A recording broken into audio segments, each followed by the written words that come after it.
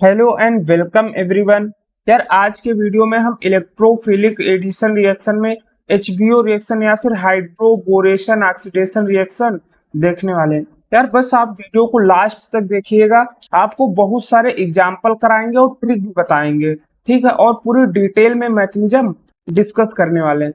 तो basically HBO reaction में होता क्या है, जैसे कोई आपके पास एल्कीन दे रखा है RCH एंड CH2, इसकी रिएक्शन हम कराते हैं पहले B2H6 THF के साथ और उसके बाद कराते हैं H2O2 या फिर OH माइनस के साथ, या दूसरा रिएजेंट भी ले सकते हैं, वो सिर्फ आपका BH3 होगा एंड दूसरा क्या होगा H2O2 एंड OH माइनस। अब यहाँ पर THF बेसिकली क्यों लिया जाता है, ये जो B2H6 है ये डाइमर फॉर्म में एग्जिस्ट करता है, उसको नॉर्मल लेयर, मतलब कि जैसे आपका B2H6 का स्ट्रक्चर क्या होता है, यहाँ पर हाइड्रोजन, इधर हाइड्रोजन और इधर यहाँ हाइड्रोजन यहाँ। इसकी रिएक्शन जब THF के साथ कराते हैं तो हमें 2BH3 का फॉर्मेशन होता है, यानी कि ये वाला रिएजेंट इसी में कन्वर्ट हो जाता है। अब ध्यान से देखिए, ये आपका एल्कीन दे रखा है तो यहाँ प्रोडक्ट क्या बनेगा RCH CH2।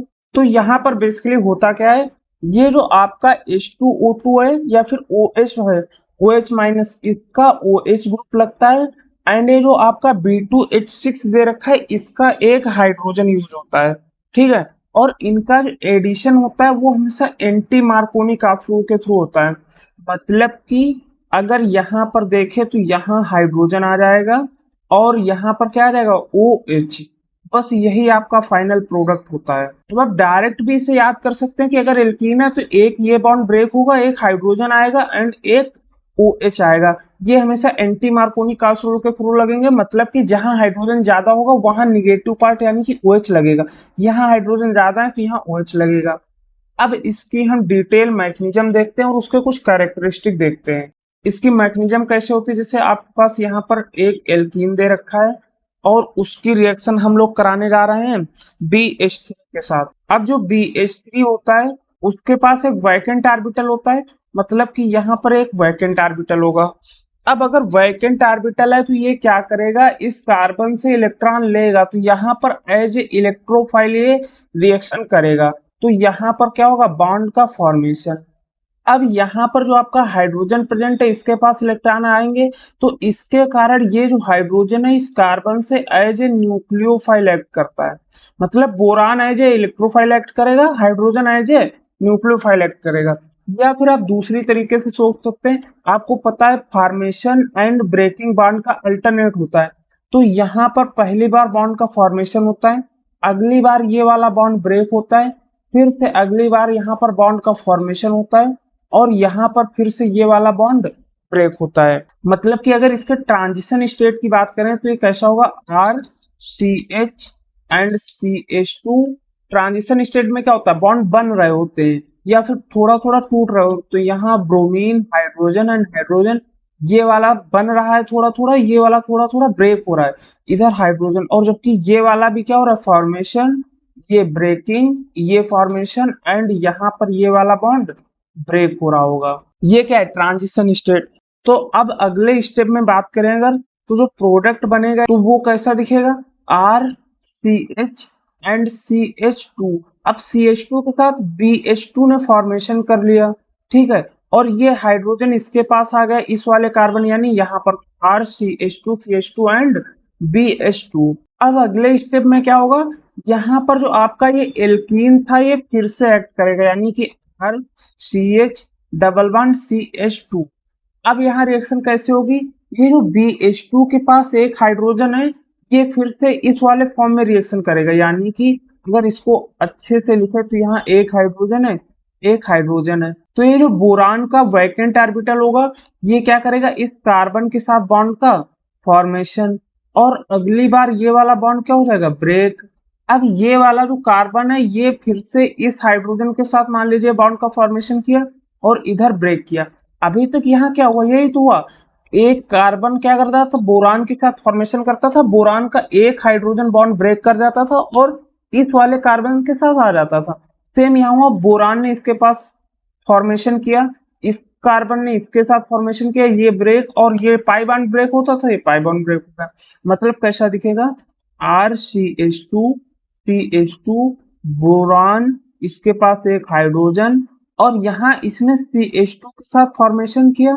ये एक डबल बॉन्ड था तो एक बॉन्ड ब्रेक हो गया, तो फिर से यानी CH2, और इस CH ने यहाँ हाइड्रोजन के साथ फॉर्मेशन किया मतलब CH2, एंड यहाँ R। फिर से अगले स्टेप में सेम होगा कि आपका एल्कीन रिएक्शन में पार्टिसिपेट करेगा।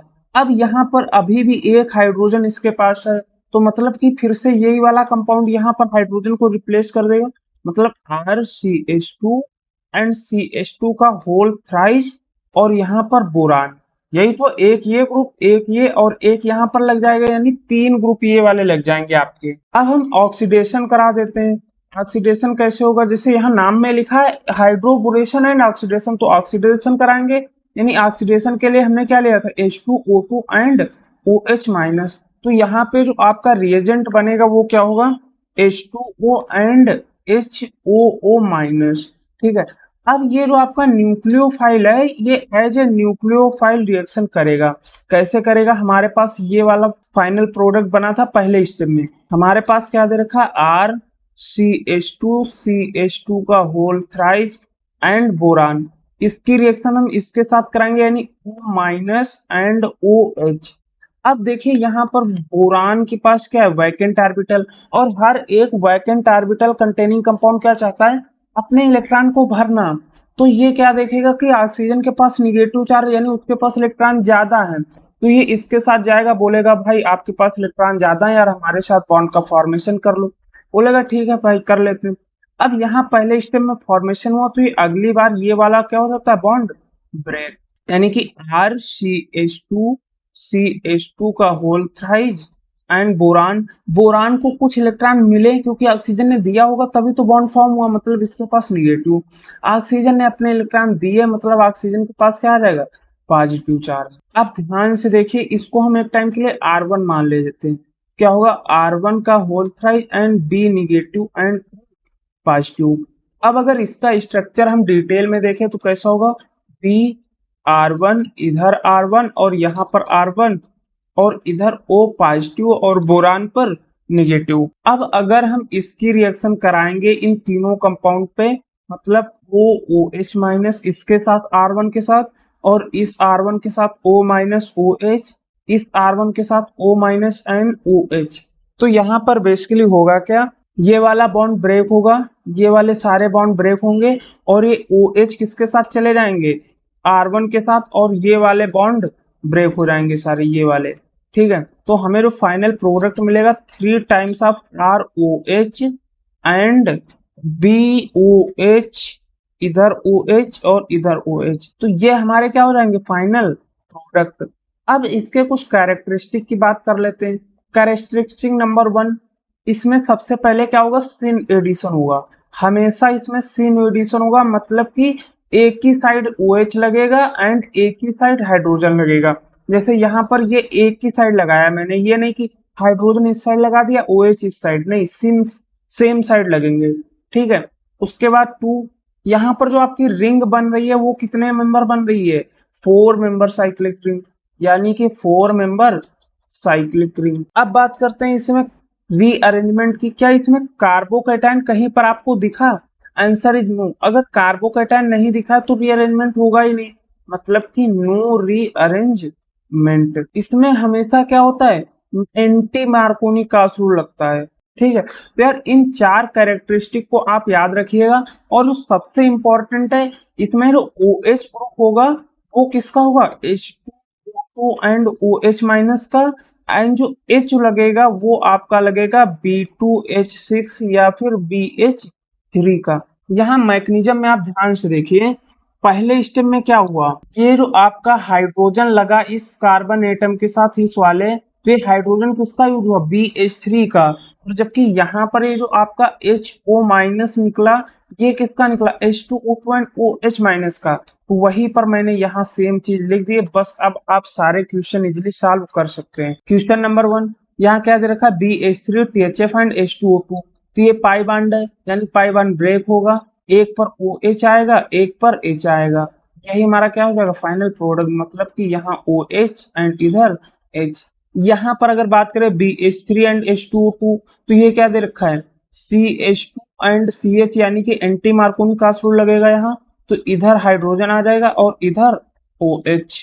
अब अगले केस में क्या दे रखा है BD3 एंड H2O2 माइनस, तो मतलब कि H लगेगा, वो क्या लगेगा D यहाँ पर, and H2O2 as a OH minus लगेगा, तो ये बॉन्ड ब्रेक होगा एंटी मार्कोनी क्रॉस रूल के थ्रू, तो इस पर क्या आ जाएगा D और इस पर H।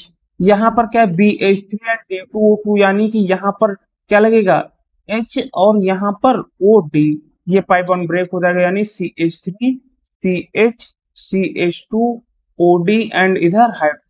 तो यही क्या हो जाएगा हमारा फाइनल प्रोडक्ट। तो यार अगर आपको वीडियो अच्छा लगा, चीजें समझ में आई, तो यार चैनल को सब्सक्राइब और वीडियो को लाइक जरूर कीजिएगा। Thank you.